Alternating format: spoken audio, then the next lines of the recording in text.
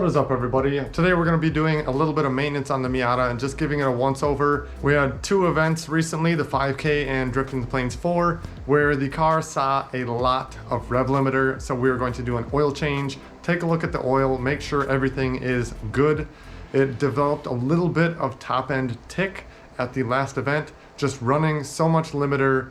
It's a lot for the engine. It's not used to doing that with these shorter gears in this transmission. We're gonna do our due diligence and just do a really good thorough look over on the car, make sure everything is good, make sure it's healthy for the final Drifting the Plains event, which is coming up in just a few weeks. I'm also gonna do kind of a nut and bolt check on some of the stuff on the front end of the car, along with the downpipe bolts. That does vibrate a lot in the exhaust because of riding on limiter. It shakes the whole exhaust system. So checking those bolts on the downpipe is very crucial, because if they come loose, then the AFR gauge reads lean because the exhaust gases escape right off the turbo rather than going all down towards the O2 sensor. While I'm going over the car, I'll just touch base on a few things from the 5K event, let you guys know my perspective and how I thought the event went, along with showing you guys what that big check that is. It's a fake check, but it's this big thing that's kind of like a secondary trophy that you get at the event. If you have not watched that 5K event video just yet, I'll link it up here. Go check that out and see what that event was all about. Came home with 4th place plaque and a big 4th place check. I don't know what I'm gonna do with this thing. It's very large and basically takes up the entire toolbox because I just have it kind of set up against the backboard on the toolbox right now. Maybe I'll end up moving the two kayaks to the other garage and maybe screw this onto the wall so it's kind of up there. It's like I said, it's kind of just like a secondary trophy. And then also the 5K 4th place plaque. I don't know what I'm gonna do with these or where to put them because this garage space isn't very large. So I'll end up doing something with them, maybe end up kind of making like a trophy wall type thing on one of the sides, just to kind of hang them up so they're not just cluttering up the toolbox. So another reason that I am going to be changing the oil in the car, besides having two hard events on it with a lot of limiter, the 5K was the first event of the year that was like in the 90s. All 4 days it was like 95 degrees or more, so very hot. It was the first event the car actually got super hot. With the new radiator in the car, it's been staying very cool, and the overall heat management has been very good this season so far. So you might ask, why was I riding a lot of rev limiter at the 5K? The first outer zone, I think they said was like 230 or 240 feet, which is like, that's the longest zone I think they've ever ran at the ND track. That's ridiculous long track, especially for a small car like a Miata with a small tire. I was almost immediately on rev limiter from initiation.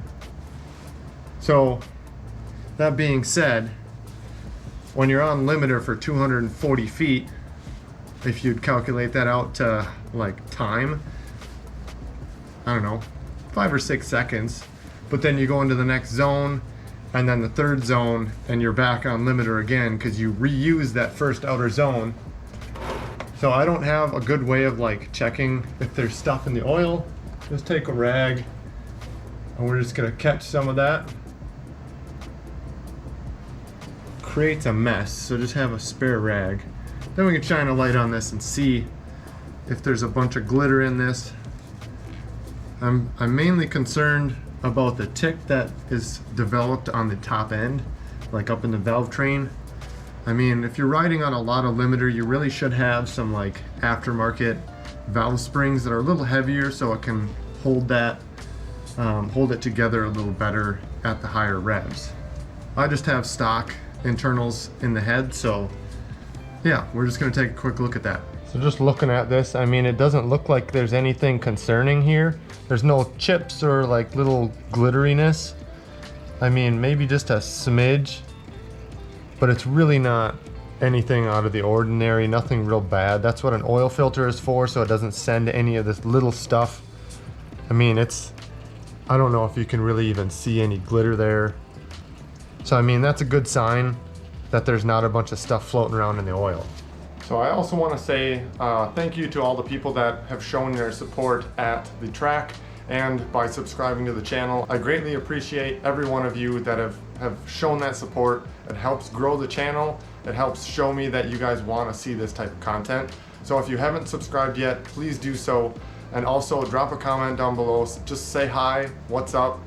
I try my best to be able to respond to every one of you that drop a comment, especially those guys that comment on every video, even if it's just saying, hey, great job. I appreciate that so much. So thank you guys for watching. So the 5K is a 300 treadwear limit and a 245 for your widest width that you can run.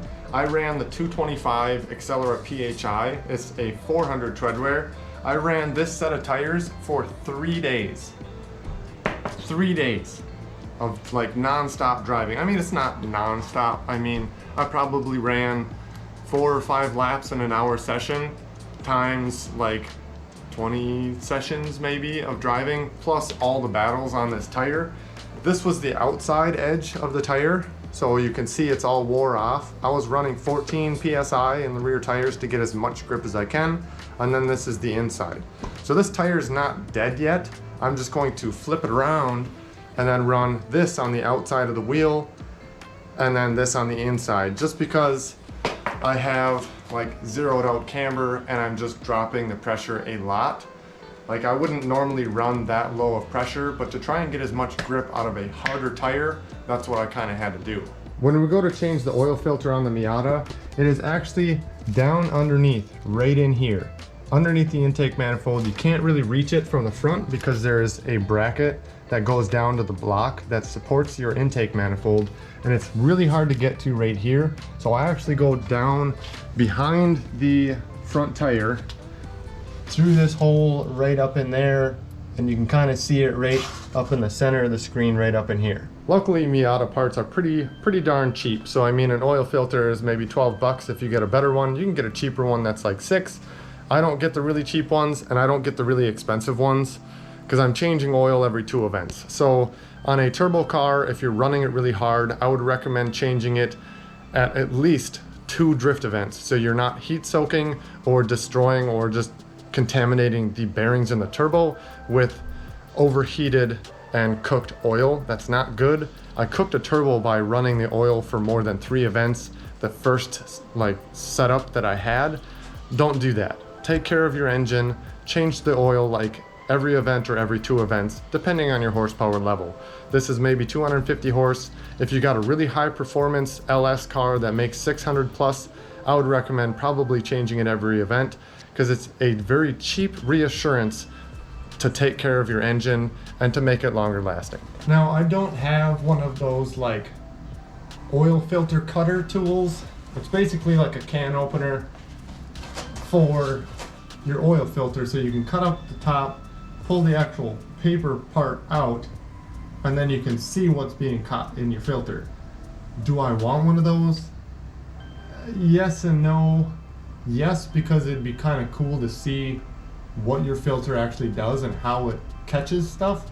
At the same time, I don't want to cut into one and see a bunch of junk. That can be kind of scary, but then it also just means that your filter is catching it and not sending it back to the engine, right? I got the oil plug back in there. I'll just spray some brake parts cleaner on the subframe where the oil kind of ran down from the filter. Clean up the bottom of the oil pan a little bit. Looks like there's a little bit of leak coming from somewhere. Not really sure where it happens. It's a 29-year-old car. There's bound to be leaks somewhere. It's always good to try and clean it up best you can though, especially when you got it up in the air already. And when you put a fresh filter back in the car, yes, there's probably still oil sitting up on the surface where this gasket goes, but I always just get a little bit of oil down into the filter portion so it can kind of pre-soak in there, and then you're not starting up the car with the filter and the system completely dry, because that's not good, especially when you got a turbo. You want to make sure that there's oil going up to that turbo as soon as possible. So going into the 5K event, I kind of was just telling myself, like, you don't have any expectations, you know, just don't set too high of expectations for yourself going into this event. It's a higher payout event, and it's a higher buy-in event as well. You have to pay a little bit more to be in the event, but in return the payout is higher, right? But that also puts a lot of stress and weight on your shoulders, like you have to perform really well. And if you do that, it really takes away the fun of driving and being at the event. So I tried my best to just say, hey, I'm going out for more fun laps. I just wanted to go out and have fun, drive with high level competition. And I'm not saying that like the Drifting the Plane series isn't competitive as the 5K. It definitely still is. There's people from out of state that show up that have high horsepower cars, and it's different competition than you normally see from like the locals coming to the Drifting the Plains events. There was a whole team from Wyoming, really great group of guys, very sportsmanlike conduct from those guys. They were just out there having a blast. 2 of them were on the podium. Congrats to them. They drove phenomenally. There was also a lot of locals that were there, and they also drove very well. The 5K event was also like the first event of the season that like I wasn't super stressed or nervous going into the event, because I was already like, I took the weight off my shoulders myself by just saying I'm going there and having fun. It's a great competition, a lot of fun, overall just really great. And when you can go into the event just feeling not nervous and more confident about your driving, it just makes the whole experience way better. I did not just put an entire 5-quart jug into this as well. It doesn't need that much oil. And yes, I am using a funnel because the filler port is on the same side as the turbo. This manifold gets very hot. I'm not looking to have a fire, so I'm using a funnel. My main focus for the 5K as well was to really just push consistency, being consistent with my driving. And right from the get-go, doing the track walk, I basically picked out my marks where I need to be shooting for and aiming for prior to going into zones and clips, to make sure that I'm hitting those same spots and marks and being able to fulfill the zones and fully fill the zones the best I could. Now that first outer zone, starting in practice, was very difficult to fill the entire thing. It took me until basically competition, not even 32, but almost top 16, to actually start to fully fill the zone, just by initiating later into the initiation to actually hit the first section of the outer zone box. They got rid of the double elimination, which I know a lot of people were like really upset about that, and then they got rid of the chip draw as well, and they had qualifying. So I really liked the qualifying aspect of it, because you're placing yourself on the bracket. You're not just leaving it up to luck of the draw with a chip to be put on the bracket, you know? You actually get to go and show that you earned your spot. I qualified 6th out of 45 drivers, which I didn't expect to do that. You know, just being consistent and trying to fill the zones best you can. And maybe, I don't know, like the wow factor of my car just being on limiter basically the entire run, maybe that helped out my score a little bit.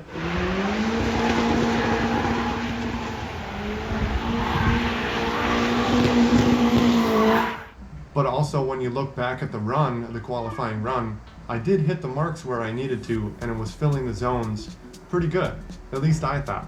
Now we are just about wrapped up with this oil change already. It doesn't take long to change your oil. We're gonna take a quick peek at the oil. Now, those little spots in there, that's just from the brake cleaner from spraying off the bottom of the engine, so don't look at that.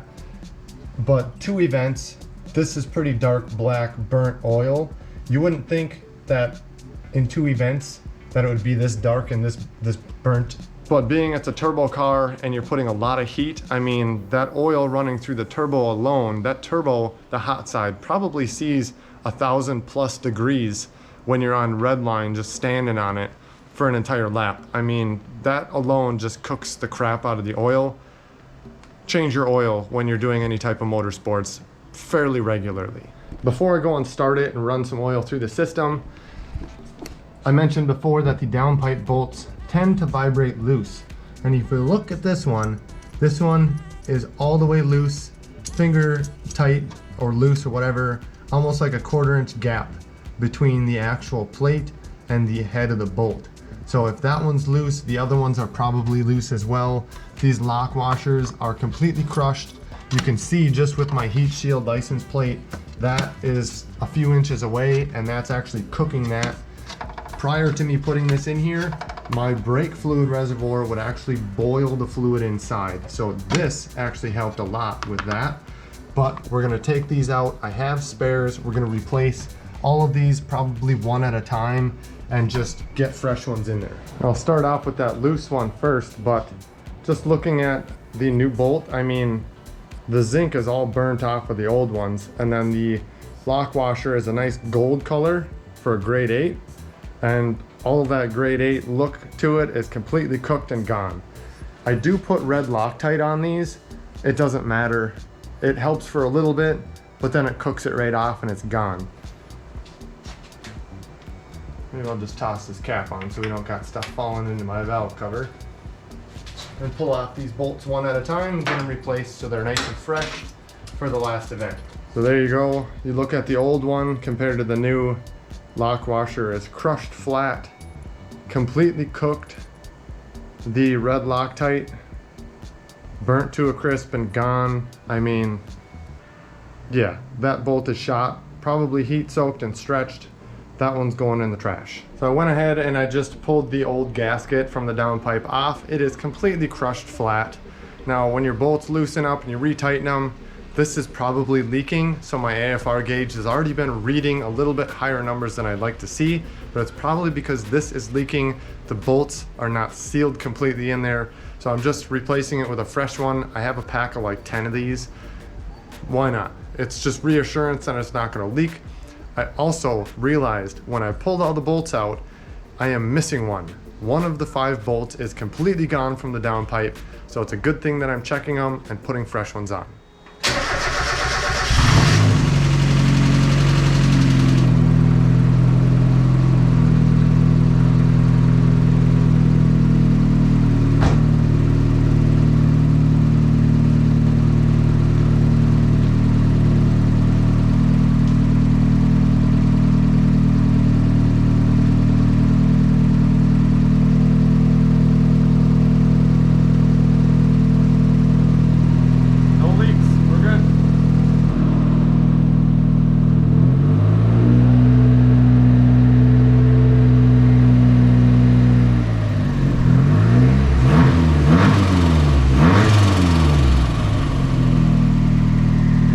Check this oil level again, now that some oil ran through the system. Make sure it's all topped off and ready to go. Right now it's hard to tell. Fresh oil on this shiny dipstick is really hard to tell where it actually is. I think it needs a little more. It's maybe 3/4 full. I try and keep this thing right up at the full line, especially when you're throwing a lot of G's in a corner. That oil goes to one side of the pan and you want to make sure there's plenty of oil in there to make sure you're not starving the engine. Well, that's going to wrap it up for today. The oil is all topped off. I'll probably go and take this for just a quick little cruise, run that fresh oil through the engine, make sure it's all A-OK.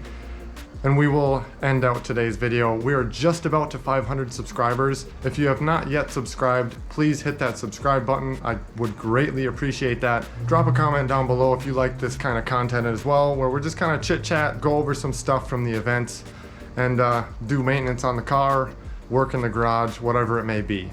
So again, thanks for watching. Thank you for all your support. Stay tuned for the next one.